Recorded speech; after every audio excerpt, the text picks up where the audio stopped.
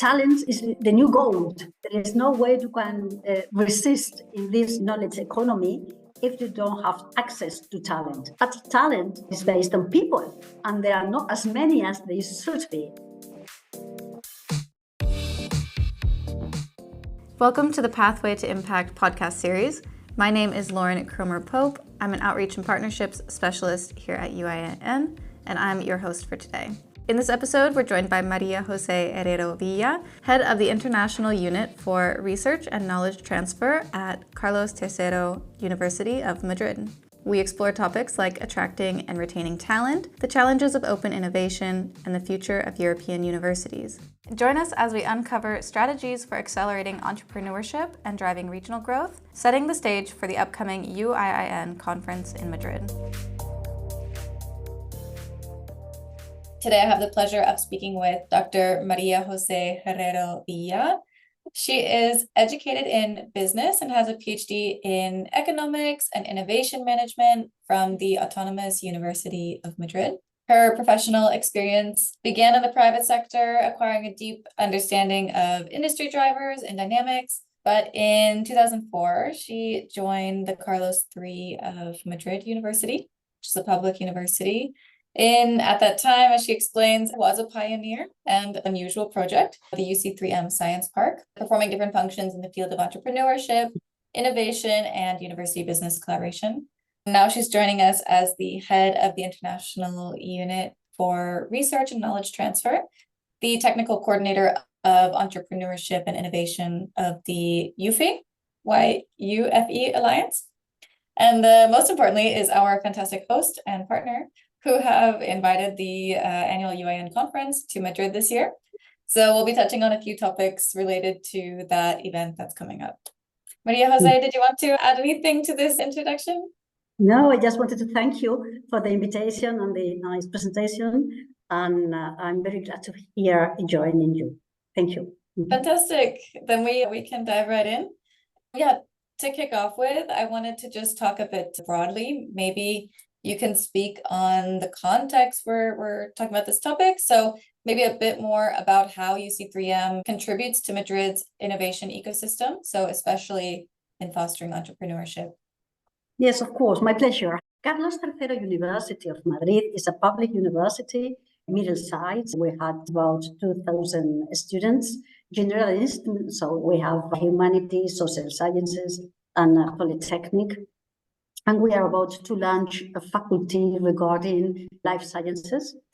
And we are 35 years old. And I think I already mentioned that we are public. And this makes quite a lot of difference in Madrid because 35 years ago, when Carlos III was launched, it was the first key decision was to locate the university in, let's say, the press area at that time, not so well working class, welfare below average, while the rest of the universities were in the north of Madrid with a higher income per capita. We were born engaged in order to promote the whole area, and we need to compete with 7 other public universities, so we became very entrepreneurial ourselves. So we were one of the first universities in Madrid in launching a science park. I'm talking now back 20 years ago. This science park was very much fostering the thought mission of the universities. At that time in Spain, something still, I'm not going to say unknown, but to some extent rejected. And we did that in Carlos III. We start pushing our relation very hard with the ecosystem, industry, and also municipalities. After that, of course, citizens and other sort of social agents and stakeholders. And to that extent, I think we can say now that we are very well known for promoting entrepreneurship, but also for being an engaged university. Mm-hmm. And yeah, right now you start talking about it a little bit, but maybe you can also take us back in time. Where would you say Madrid's innovation ecosystem and UC3M as a university, where is it at today versus when you first joined in 2004? When I first joined Carlos III University, the word entrepreneurship in Spanish was trying to be translated to something. We didn't even have a word. It was a time where you walk in the aula and you ask students in a business class and you say, how many of you would like to be entrepreneurs? And if you were lucky, you might have one or two people raising their hands. Right now, many students, many researchers do know about this and are willing to take part of this movement in different levels, of course, because not all researchers are willing to create a company as a spin-off, but they are willing to advise their PhD or their master students in the venture of the business side. So I think we have moved forward quite a lot, but still there is a long way and long space above us to run.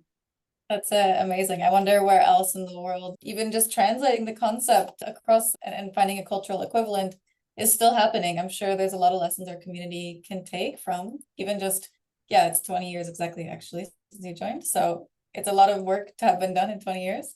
Maybe you can elaborate on this as far as the university's role. You said you were competing with 7 universities at the time. Maybe it's more now or less, but maybe specifically on UC3M's role on being that catalyst for innovation, maybe a little bit on its impact on accelerating startups and driving that regional growth. I think we were one of the first pushing and nurturing this entrepreneurship ecosystem. So to some extent, we were entrepreneurs ourselves, and also from the fact that we were in the South, there was not much competition afterwards on this level. And we do collaborate pretty much. And as you mentioned now, there are more than 7 universities in Madrid because we also have the private universities. So we could say we're almost in 20 universities all around.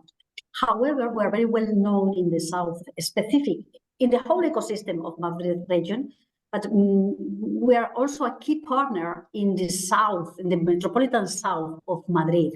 We are key players in the municipalities of Getafe and Leganés, and we have built very strong relationship with the industry of the area. So we also try to develop or to help them to leverage their innovation quality to higher standards based on this relationship with the university.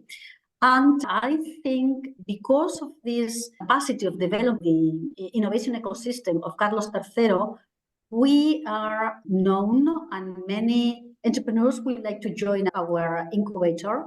And also we are node of the European Space Agency. And there are 4 nodes in Madrid and we're one of the most popular ones. Fantastic. You're quite an innovator and leader in the space of promoting the concept of entrepreneurship back then. And you're still promoting it very much, but then maybe you can speak a little bit to what you're doing today to stay innovating yourselves. Yes, because this is something that never stops, because once you think you reach something, because the whole society evolves, you need to keep moving and keep evolving with society. One of the things we're doing is we're trying to be in European projects with our networks like the UIN. You have very interesting research projects where we can develop new knowledge, but also develop new practices based on research. This makes them very robust and try to adapt them to our ecosystem. One of the latest projects we've done, this is the Revalorize project. And I mentioned this one because it's very relevant for us. This project wanted to foster the transfer of knowledge impact from humanities and social sciences into society. It's a way of revalorizing, it's a way of knowledge transfer, and we do that. We deal with knowledge transfer in Carlos III since 25 years ago, and we do it pretty well in the technical side. But we did have some gaps in the humanities and social science side. So this project helped us a lot. First, to build capacity in our technicians, and then to identify the relevant different key elements in our environment, in our own university and or in our ecosystem, to flourish them, immerse them, and try to make that impact from both sides. And from that, we create an internal project, an internal program. We call it Cuenta. which got the double meaning in Spain of tell me about it, and also this counts, this is important, this is relevant. And in this program, Programa Cuenta, we specifically design a route, a path for impact and knowledge transfer in social sciences and humanities. So I think this is a quite particular example, very relevant, out of how we try to do things. So it sounds like you're staying really active in the research projects and then embedding those insights into your own culture. Mm-hmm. But impact is a really huge trending topic right now. Everybody wants to know about impact. So you spoke a little bit about the project. Maybe do you have any tips for anybody listening about the outcomes of this project when it comes to impact and thinking about impact and entrepreneurship in their universities? It's very difficult to measure. Impact is something really difficult.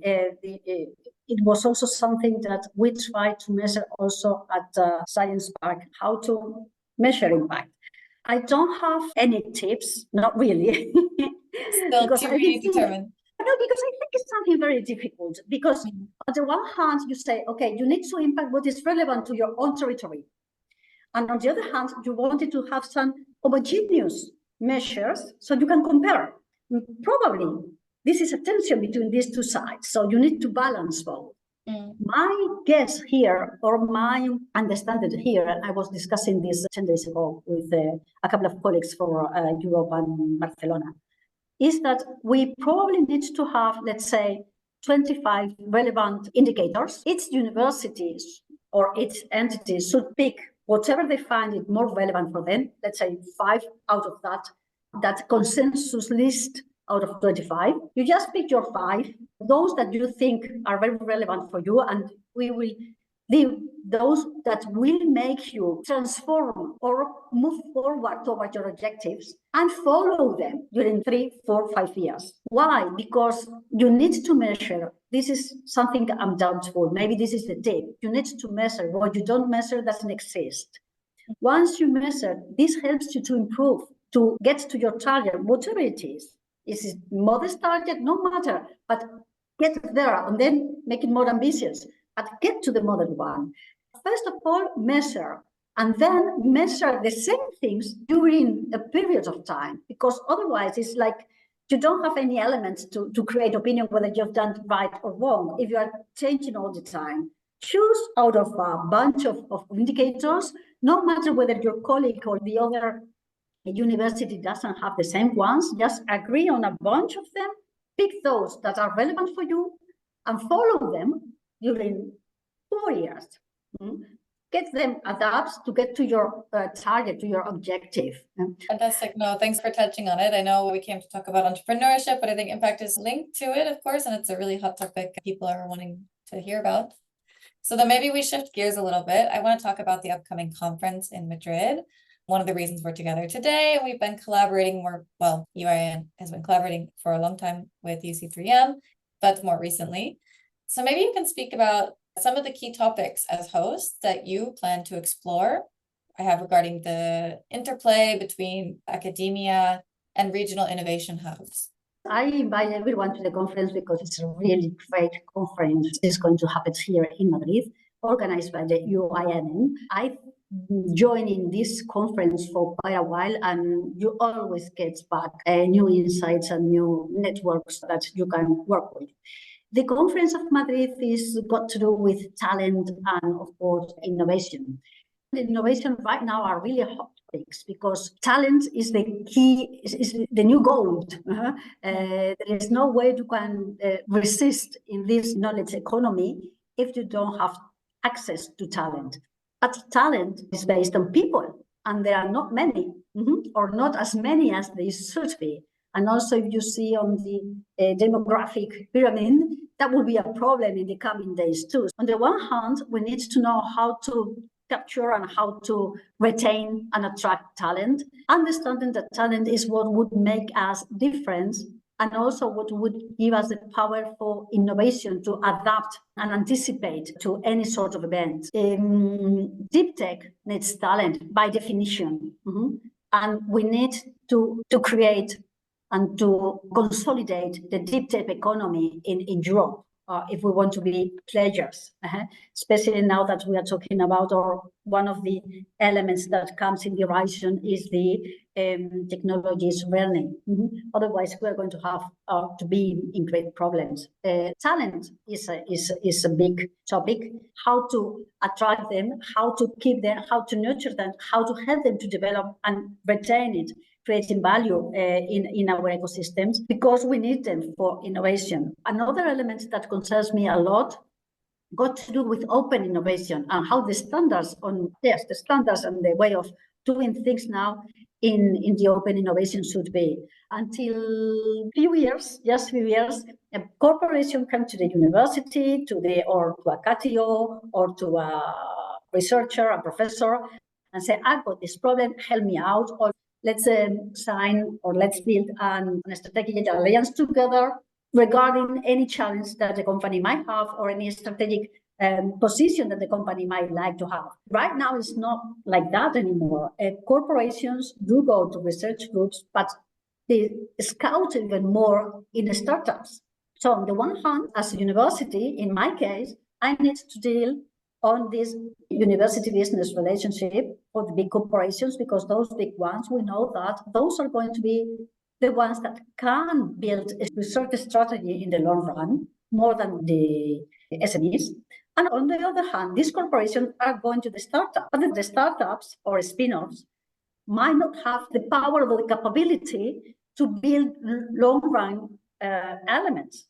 So how can we establish a circuit, a route that would help all of us and would make sense to all of us? Probably the researchers groups need to be linked to the spin-offs of startups, and now I'm guessing, and then this the big corporation to certain challenge that might be for the, let's say, 1 year or short run or 1 year approach, will go to those one, but for long term, they might scout in the others. I think we need to have a co-creation session there in the conference, because it's something that, or at least to this topic, I've been exploring all around. And in the end, everybody says the same, or we converge to the same answers. We really don't know how to build that. We are acting more spontaneously in the sense that things are coming just like that with an answer, a powerful answer that might provide value to all of them, which is in the end what we want. I'm glad that you answered this very holistically, because I wanted to ask you, you said probably this should be done, and then exactly you already said how. So I think it's, of course, somebody like yourself, very solution oriented, and very much what we hope to see at the conference. Our conference is always we try to make it as interactive and tangible outcomes as possible. So yes, we're talking, but we're also there for this co-creation element and really creating solutions and building partnerships to solve these challenges moving forward. I think it's a good teaser, whoever's joining us, that we can continue these conversations around specifically these issues. Of course, we'll be in Madrid, so the challenges facing the Madrid ecosystem will be very front and center for finding solutions that are applicable more broadly. But maybe, do you have any, you already spoke on 2 of them a little bit, but do you have any other kind of challenges that you think your university, or maybe even the European university at large, is facing looking to the future when it comes to the space you're working in? I'm jumping from Carlos III to YUFE. You mentioned it before, YUFE. That's Young Universities for the Future of Europe. This is in the frame of the European universities, is the alliance that we work with, we belong to. I think this is quite a challenge. To build the European university for the future I think, is a really great idea that the European Commission had. Something really difficult to put on the table, but something that would add a lot of value for the next generations. Right now, we are working on that, and there are, I think, a couple of elements that are a challenge. First of all is legislation along Europe, different countries, different legislations, different regulations, and that makes things really difficult, especially when you want to build an alliance. That on the one hand. And on the other hand, when we put that down in innovation ecosystems, the fact that we need and we want to establish networks and connections with the other ecosystems, it aggregates, on the one hand, the difficulty of dealing with your own ecosystem, plus the difficulties of adding all of them. I think this is also a commitment, or at least a deep advice of the European Commission. We need to work together the different ecosystems, because this is one of the European weakness in innovation, that ecosystems are very much isolated. They are small, it's like in the SMEs, but in the ecosystem level. No? They are small and they are weak. They need to be more powerful, and the only way to do this is connecting the different ecosystems among them, or at least a bunch of them, because on the one hand, you need this connectivity in order to make them stronger, but on the other hand, you also need these links to your territory in order to improve your territory. And this is very difficult. It takes a lot of effort and it takes a lot of conversations, because you need consensus along the way. You need to build together something that aggregates value to all the stakeholders. As I said, regulations here, I don't want to say a barrier, but at least are not helping. And also budgeting at European level is not helping neither. But I think this is quite a challenge. Building the university of the future is a challenge, and it's a must.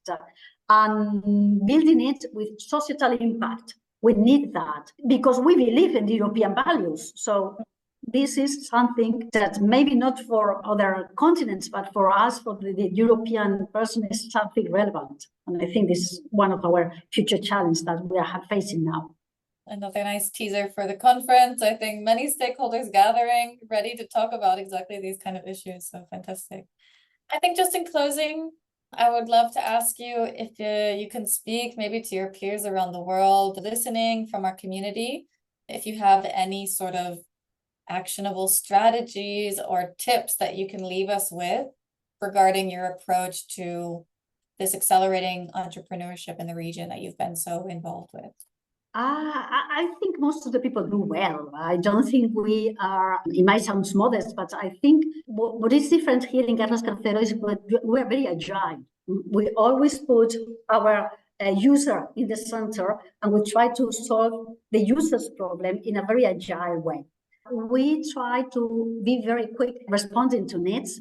We keep questioning if what we are doing till now is still being valid this year and for the future.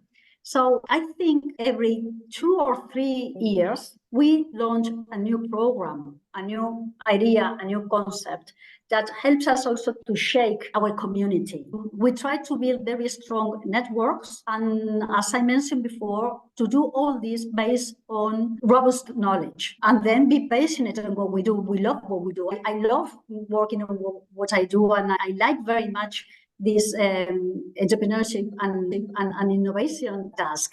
So I do have fun. And I think that is when you push and you have fun in the things that you are doing, and you have an institution that holds back with you in that dimension, in that area, that is very much concerned for the users, and it's very much concerned on this third vision. If you put management criteria for prioritizing elements and procedures, things come. Be patient. That's very helpful. Thank you so much. I think we leave it there, also out of time. So just in closing, I just want to say thank you so much for everyone that joined and is listening in the podcast. If you're interested in more of these kind of chats, you can check out our other events by following us on LinkedIn, subscribing to our newsletter, where we send out a monthly mailing with what's coming up. And we hope you're already planning your trips to meet us in Madrid. That is the 27th through 29th of May. Abstracts are already closed, but we always have more formats to feature your work through sponsorship and exhibiting opportunities. So all that information is available on our website. So with that, I just want to close and say thank you so much, Maria Jose. My pleasure. See you in Madrid. Thank you. Thank you for listening to today's discussion. Follow UIN on LinkedIn, and if you're enjoying our podcast, make sure to subscribe, rate, and review in your podcast platform of choice to help other people find this content too.